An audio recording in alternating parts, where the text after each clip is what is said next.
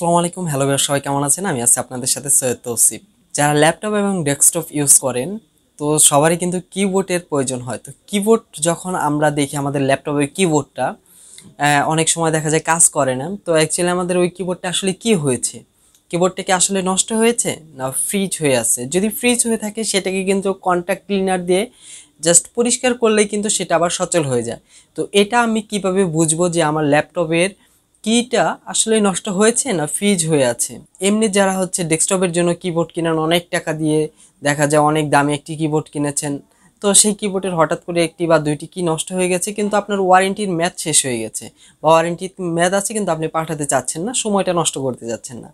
তো তারাও হচ্ছে আজকে এই ভিডিওটি দেখলে আপনার ওই কিবোর্ডটা আসলেই নষ্ট হয়েছে কি না না ফ্রিজ হয়ে আছে সেটা আপনারা জানতে পারবেন। তো সম্পূর্ণ ভিডিওটি দেখুন এবং দেখার পর আপনার কিবোর্ডটিও আপনি ওইভাবে ট্রাই করুন যে কিবোর্ডের কোনো কি নষ্ট হয়েছে কিনা নাকি আসলেই ফ্রিজ হয়ে আছে, সেটা আপনারা দেখে নিতে পারেন। তো চলে আসছি ইন্টুর পর।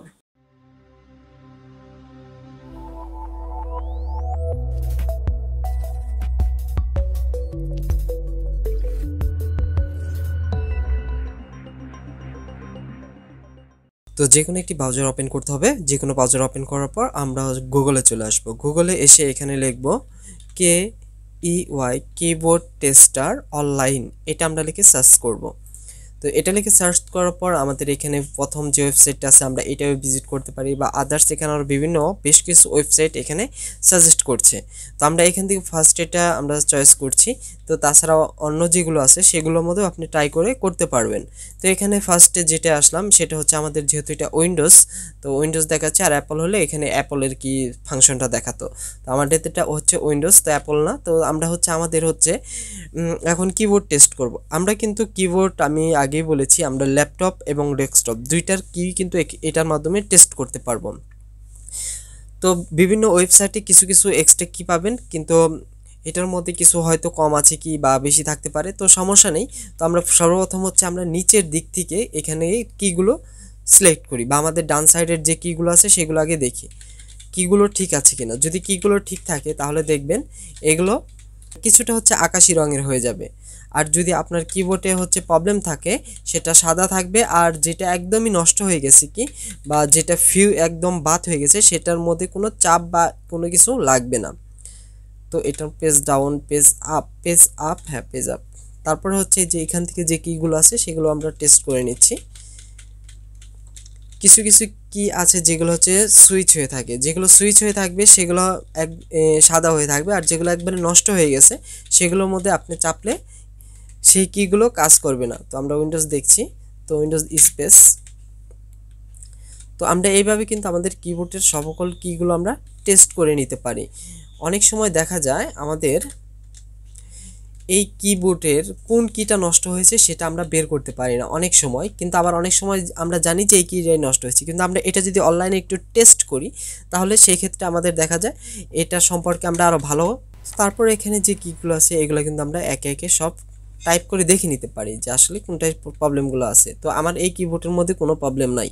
তো আমি আগেও বললাম যদি আপনার কিবোর্ডের কোনো কিতে প্রবলেম থাকে তাহলে সেটা হচ্ছে হয়তো কাজ করবে না, একদমই দেখাবে কোনো কিছু হচ্ছে না, আবার না হয়তো দেখাবে যে আপনি ক্লিক করার পর ওই কিটা সাদা হয়ে রয়েছে। যদি সাদা হয়ে থাকে ওইটা আপনার ফিউজ হয়ে রয়েছে, বা ওইটা আপনার ফ্রিজ হয়ে রয়েছে বা সুইচ হয়ে রয়েছে। ওইটাকে আপনি কন্ট্যাক্ট ক্লিনার দিয়ে ওইটা পরিষ্কার করলে আপনার কিবোর্ডটা আবার সচল হয়ে যাবে।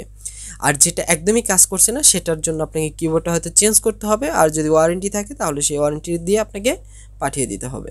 তো আজকের এই ভিডিওটি হচ্ছে ডেস্কটপ এবং ল্যাপটপ যারা ইউজ করেন তারা এই ভিডিওটি দেখার পর যদি আপনাদের কিবোর্ডটি আসলেই নষ্ট হয়ে থাকে তাহলে কিন্তু আপনি বুঝতে পারবেন, আপনি যখন এই যে অনলাইন কিবোর্ড টেস্টারে আপনি যাবেন, যাওয়ার পর আপনি যখন কিগুলো যেটা নষ্ট হয়েছে সেটা দেখবেন আপনি 1000বার চাপলেও সেখানে কোনো রেসপন্স পাবেন না, সেখানে কোনো রেসপন্স পাবেন না। আর যদি আপনারটা যদি ফ্রিজ হয়ে থাকে আপনি 1000বার চাপলেও আপনার ওইটা সাদা হয়ে থাকবে, জাস্ট সাদাই থাকবে, ওইটার কালার কখনোই চেঞ্জ হবে না।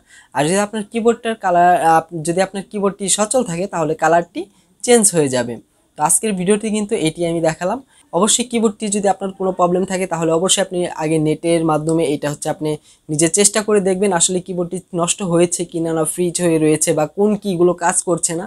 তো তো এগুলো কিন্তু আপনি আগে থেকেই জেনে যাবেন, তারপর আপনি এটা সার্ভিসিংয়ের দোকানে নিয়ে গেলে আপনি এটা ভালো একটি রেসপন্স পাবেন। তো আজকের ভিডিও ছিল এই পর্যন্ত। ভিডিওটি কেমন লাগলো সেটা কমেন্টের মাধ্যমে জানাবেন। সবাই ভালো থাকবেন, সুস্থ থাকবেন, দেখা হবে আগামী ভিডিওতে। আল্লাহ হাফিজ।